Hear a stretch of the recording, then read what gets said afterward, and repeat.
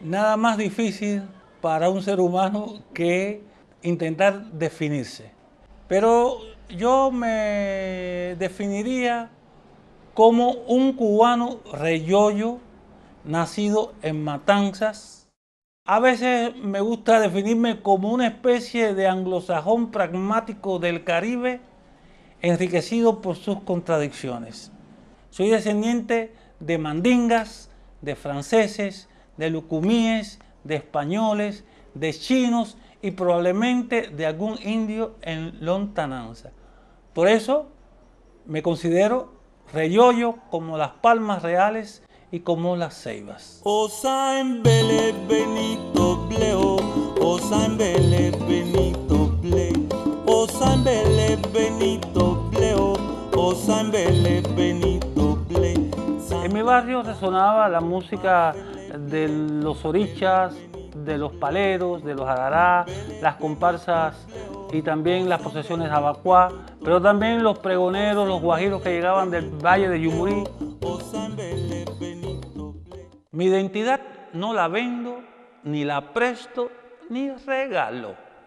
Me acompañará por siempre a donde quiera que vaya.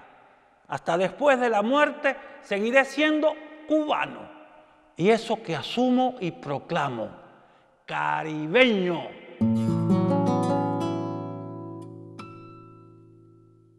Yo recuerdo que ya siendo niño, yo me había leído, por supuesto, toda la literatura clásica infantil, Perrault, Anderson, Grimm, pero también a los 10 años ya yo había leído la Ilíada, la Odisea, la Eneida, la Metamorfosis. En esa época yo escribía algunos diálogos de teatro. Ponía a mi hermana y a mi madre a actuar en pequeñas obras de teatro.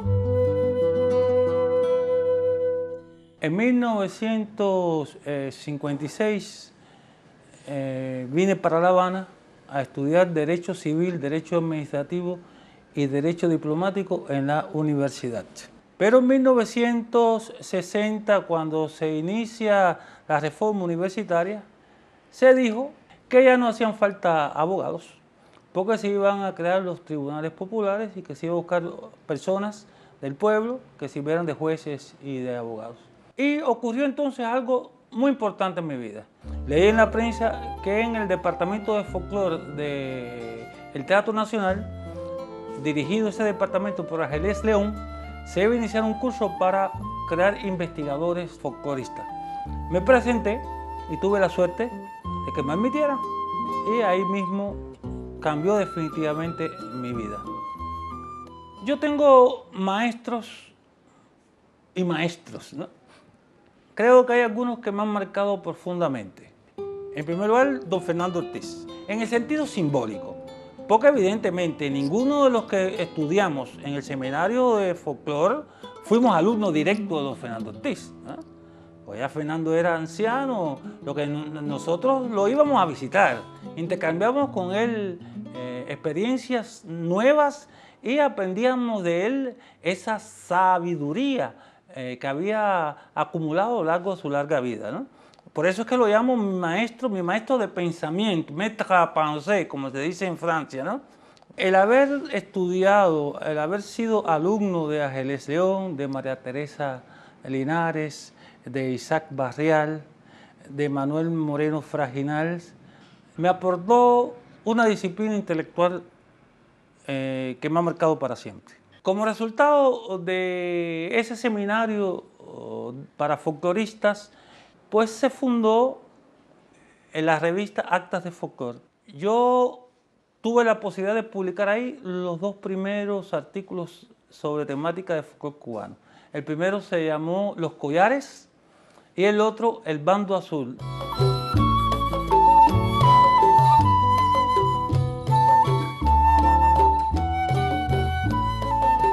No se puede hablar de cultura cubana sin el negro, es decir, sin el africano. Por lo tanto, África es importantísima para todo aquel que quiera conocer profundamente el origen, desarrollo y la actualidad de nuestro país, de nuestra cultura, de nuestra identidad, de nuestras producciones culturales, tanto históricas como contemporáneas. Con el Departamento de Folclore del Teatro Nacional descubrí revistas literarias africanas. Black Orpheus, una revista editada en Ibadan, Nigeria, dirigida por Uri Bayer.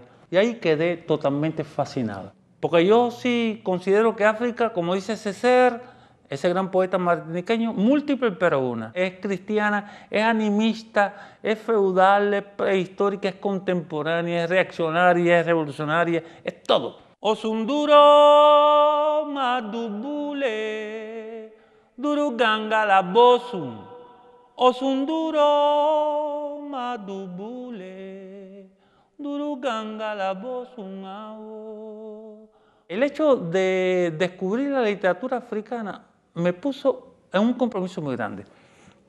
Yo recuerdo que estaba yo en una de esas galerías laterales que tiene el edificio nuestro de 17H y Fayá me dijo, Raúl, ¿qué estás leyendo? Digo, no, unos poemas de poetas africanos, de Senghor, etc.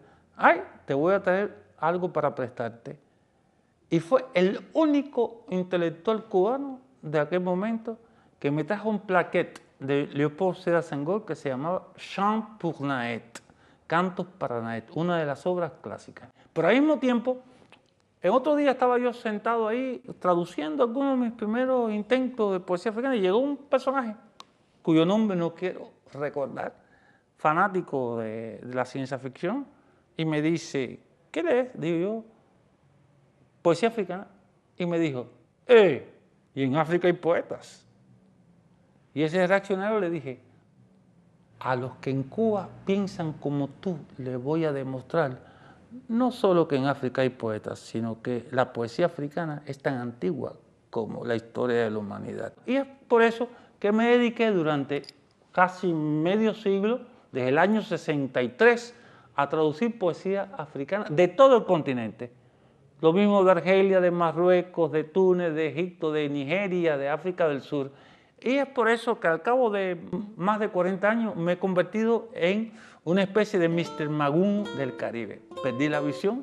Parece que era el precio de yo haberme atrevido a develar esos arcanos de ese continente tan cargado de civilización, pero también de secretos. Aso kere kere meye, alakpana kila monche.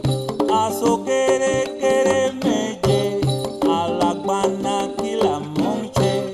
Elegba, aso kere kere meye, elegba, alakpana kila monsosa.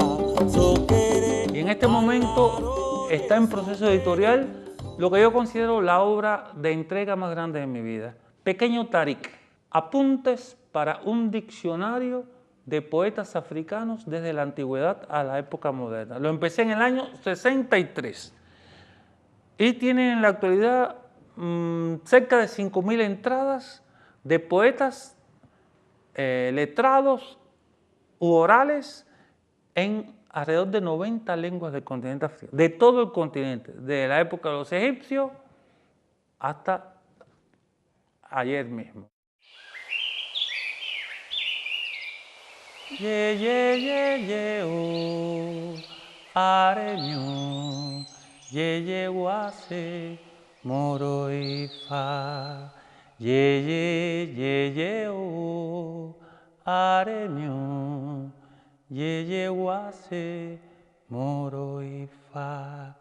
Shango le dice a Oshun, amo tus manos, palomas negras que se posan en mi pecho cuando me acaricias.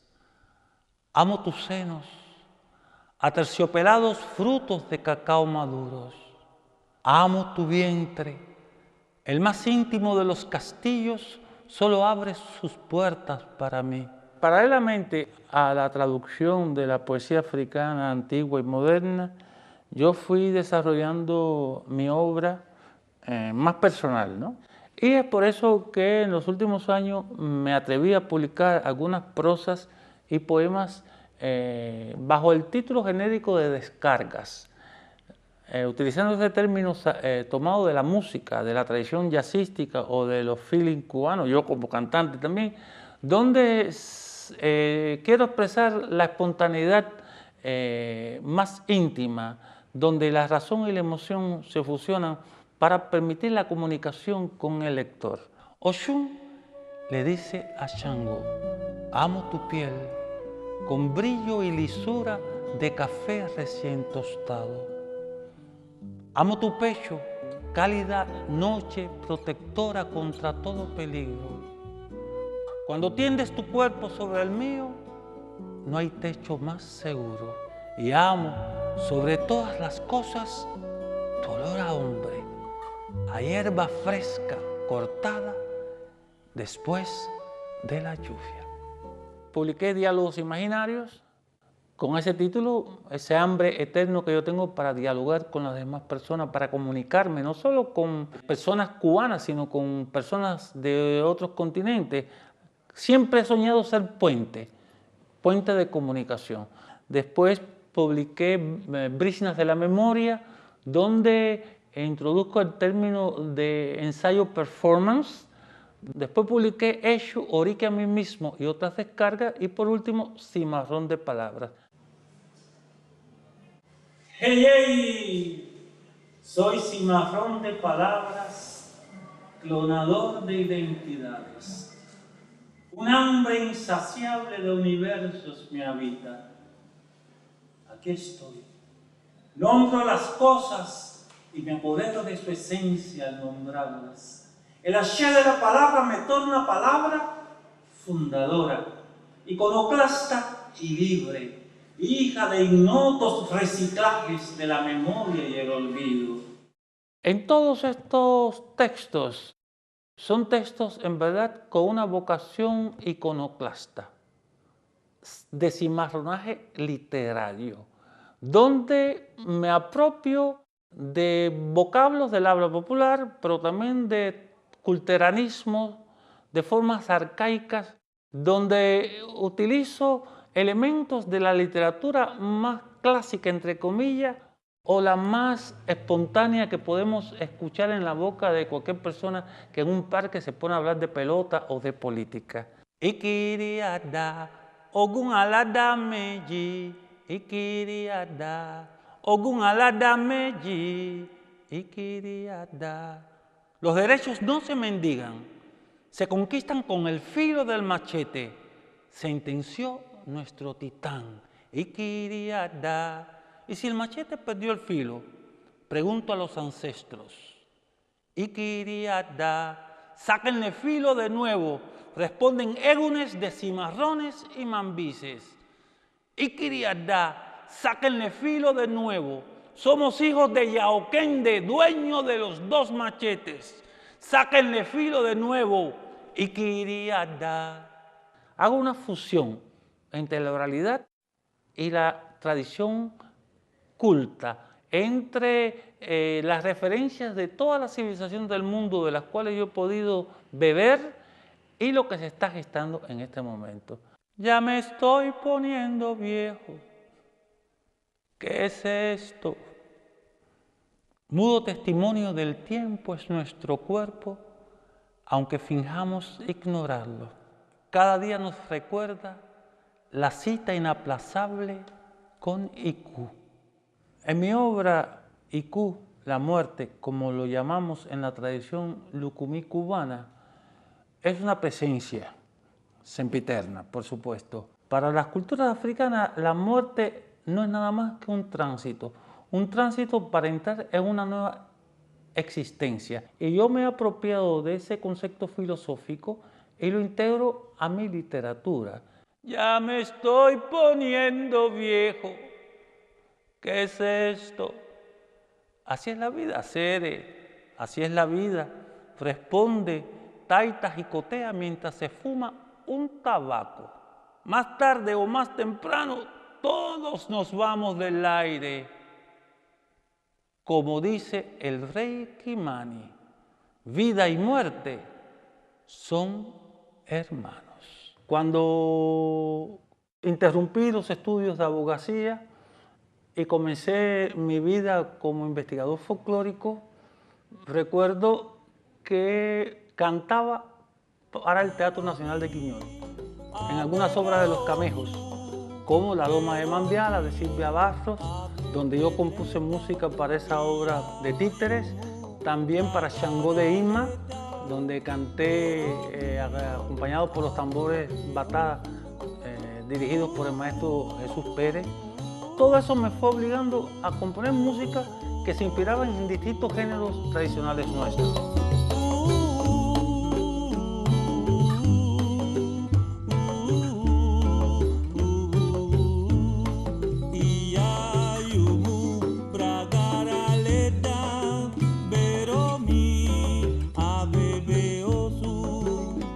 Siendo profesor de folclore cubano en la compañía de Alberto Alonso, conocí a un coreógrafo mexicano, Rodolfo Reyes Cortés, de gran talento como bailarín y coreógrafo de danza moderna. Nos surgió la idea de crear una compañía profesional dedicada a exaltar los valores de los bailes tradicionales cubanos, donde hiciera una fusión dialéctica, dinámica, entre lo mejor de la tradición y lo mejor de la contemporaneidad, es decir, del arte teatral, ya que no íbamos a hacer reproducciones etnográficas, sino hacer proyecciones teatrales, proyecciones escénicas inspiradas en bailes tradicionales nuestros. Guadapato, guarilla, guariao. Guadapato, guarilla, guariao. Guariao, vamos paleta, güey. Hoy aquí, mañana por allá.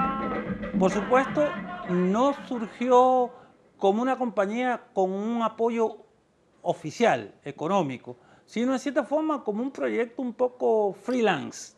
Queríamos que nuestra compañía estuviera integrada por hombres y mujeres del pueblo. Eran costureras, amas de casa, carniceros, albañiles, y logramos que nos facilitaran un local que había en la plaza de la catedral.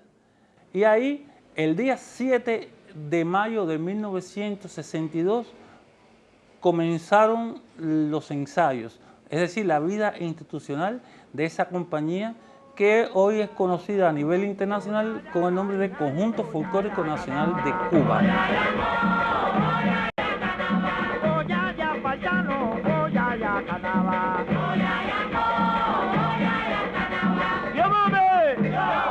Desde su fundación, yo he tenido el privilegio de contar con verdaderas bibliotecas vivientes de la cultura popular tradicional cubana. Mis informantes, en primer lugar, a Trinidad Torregrosa, Omío Saindé, a Nieves Fresneda, Omí Larí, a Jesús Pérez, Oba Ilu, a Manuela Alonso y a Lázaro Ros Ochanigüe. Esos hombres y mujeres surgidos de las entrañas más auténticas de la oralidad cubana abrieron sus tesoros, sus corazones, sus mentes y me aportaron mucha información de cantos, de mitos, de significado de las danzas y sus gestualidades, de vestuarios tradicionales. Yo no soy de aquellos folcloristas que piensan que las expresiones deben mantenerse congeladas en museos. No, yo creo que las tradiciones de los pueblos deben servir de cantera, de formas vitales para la creación de un arte que le hable a los hombres y las mujeres del momento que estamos viviendo. Yo sigo siendo asesor del Conjunto Folclórico Nacional y uno de los directores artísticos, ¿no? Y sigo, por supuesto, dando clases, asesorando a las nuevas obras, los proyectos que se presenten, ¿eh? Y también dedicándome sobre todo a escribir. Tengo que escribir, transcribir y publicar todos aquellos tesoros que me han legado mis maestros, mis bibliotecas vivientes de la oralidad cubana. Pero en el Conjunto Folclórico seguiré hasta Massimene. Non contradicas, verbo veritatis, un modo de demendatio, mil nudiciones, due confundatis sta gloria andera. ¿Quién eres? ¿Cuántos están contigo? ¡Señálate! Yo he tenido la suerte de trabajar con diversos directores de cine a lo largo de los años, que han sido amigos míos y con los cuales he aprendido mucho, sobre todo acerca del concepto del tiempo, ese ritmo que tiene el cine que ha aportado a las artes escénicas contemporáneas. Y es por eso que en mis espectáculos siempre traté de convencer a los coreógrafos de que no se enamoraran con sus diseños coreográficos, sino que había que mantener un ritmo que debíamos copiar del cine. Y entre los directores de cine que más me han marcado, por supuesto que está mi amigo inolvidable Titón. Yo trabajé con él como asesor en Historia de una pelea cubana y también en La última cena.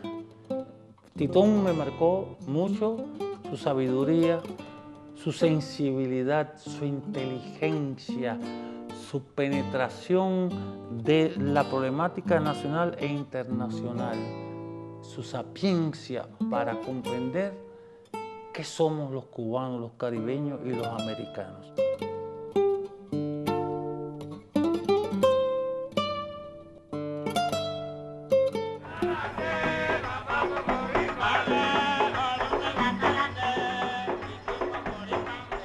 Recuerdo que en el año 63 participé de un muñequito que se hizo inspirado en la tradición yorubá sobre un libreto de Tomás González.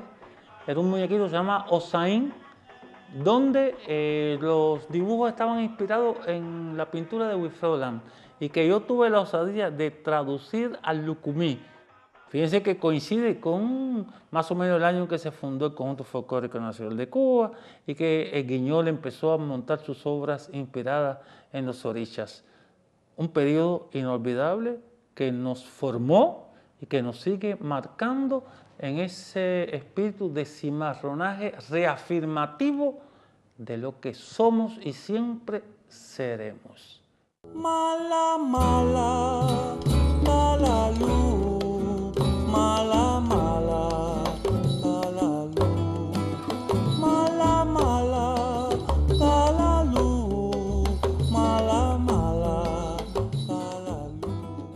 En 1967 tuve el privilegio de conocer a Sergio Vitier, ese guitarrista y compositor cubano tan importante.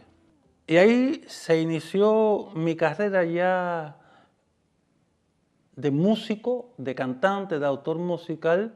Nos surge la idea de crear un grupo de música experimental donde se fusionara las mejores tradiciones musicales cubanas, tanto de contenido ritual como profano, con la técnica, con las sonoridades más contemporáneas. Y cofundamos el grupo Oru.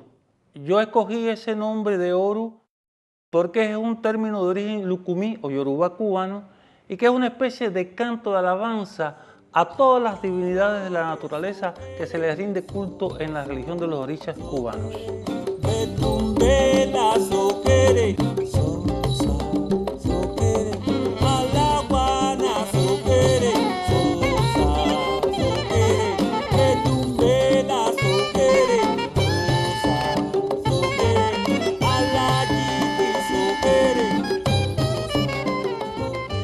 Y ya hacia principios de los años 80 me di cuenta que uno de los géneros musicales más característicos de Cuba no era muy conocido, no era muy valorado, estaba un poco boqueando, y me refiero a la rumba.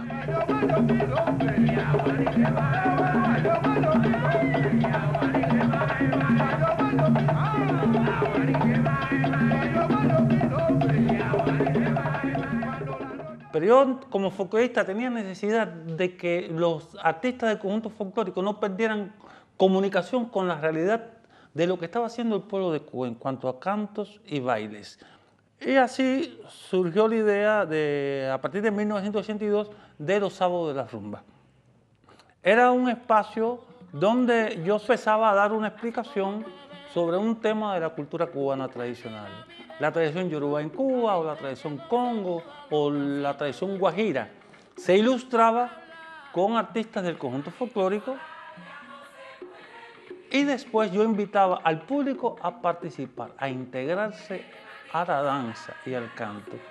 se fue creando un proceso de retroalimentación que permitió que los artistas de nuestra compañía se actualizaran en cuanto a lo que estaba viviendo en la calle, a la manera de moverse en los bailes urbanos populares, o cómo iba evolucionando los géneros como la rumba, como el bembé, etcétera, etcétera.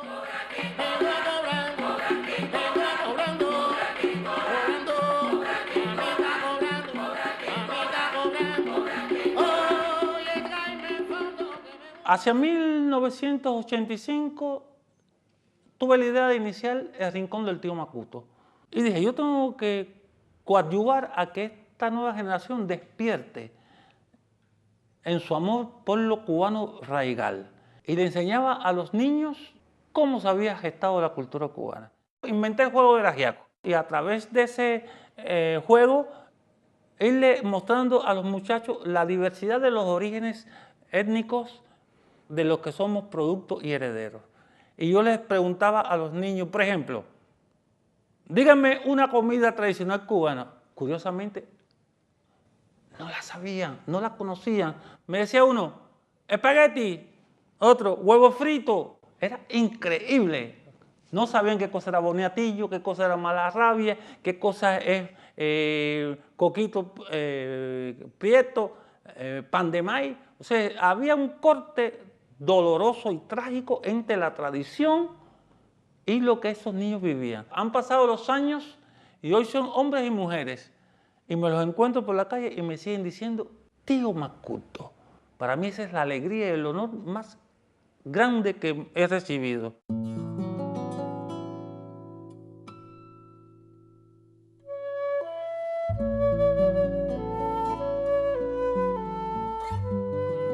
Es imposible separar mi vida como investigador, como folclorista, como recolector de la memoria de nuestro pueblo, de mis creaciones artísticas, tanto en el ámbito de la música, de las artes escénicas o de las descargas. Es una unidad de pensamiento, de concepción filosófica, de valores estéticos, de contenidos tanto míticos como místicos. En cuanto a pasar a la historia no me preocupa, porque como digo en uno de mis textos, nadie pasará a la historia, el olvido será el único que triunfe. ¿Quién se acuerda de los grandes reyes que conquistaron el mundo hace 5000 años, de los grandes escritores, de los grandes guerreros? Son pocos los que sobreviven.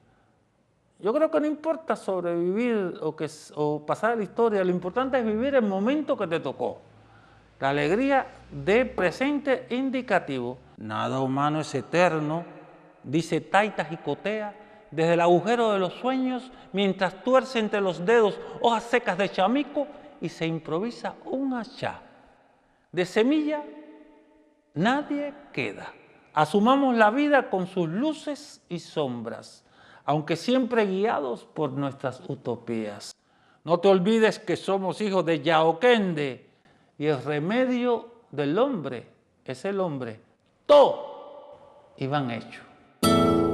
Mala, mala, mala luz, mala, mala, mala luz, mala, mala, mala luz, mala, mala, mala luz.